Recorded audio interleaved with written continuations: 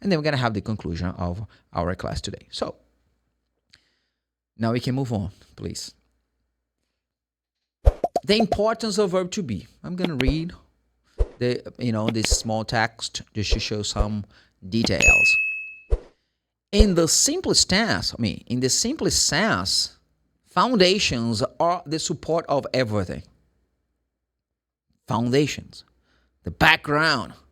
You need good foundations to build up a building, a house. And everything starts from basics. And English is not that different. Everything starts from the basics. And you're going to learn that the verb to be is kind of basic to make sentences important. Even idioms are made by verb to be. You're going to see that. So let's start from the verb to be. The verb to be as the auxiliary verb. Be as an auxiliary verb. Fabio, can I say auxiliary or auxiliary? Doesn't matter. Use one or the other. I say normally auxiliary. Be as an auxiliary verb. The verb to be is the auxiliary verb of many different kind of tenses. An example, if you want to describe an action that is taking action at the moment you're speaking is in progress, a progressive action in the present, you're going to use the present continuous. I am working. To make this sentence, I am working, which is basically present continuous, I am using the verb to be. I am using the verb to be as the auxiliary verb. But what's the importance of knowing that? It's because everything that you do with the verb to be, you're going to do the present continuous. Check. If I say, I am from Brazil, you guys understood what I said. I am from Brazil. What is the negative form of this sentence?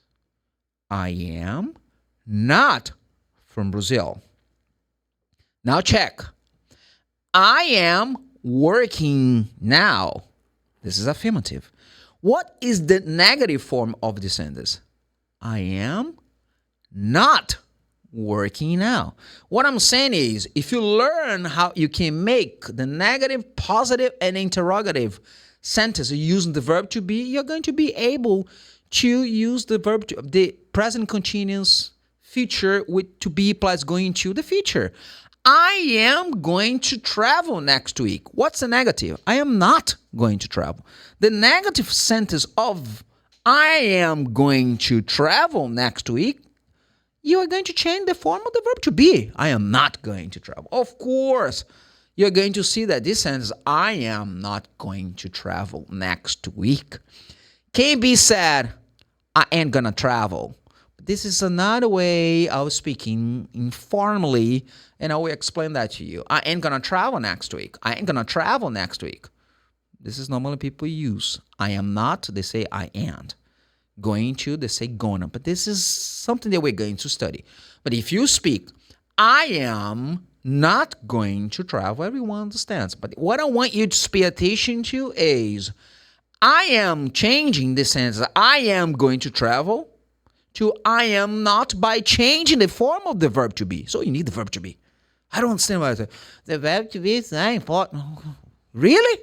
I need verb to be for many things. Another way that I use verb to be, idioms would be.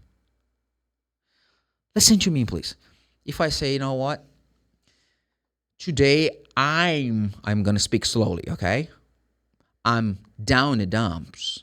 I am down in the dumps. Maybe you don't understand the expression, but I am using the verb to be because I'm saying I am down in the dumps.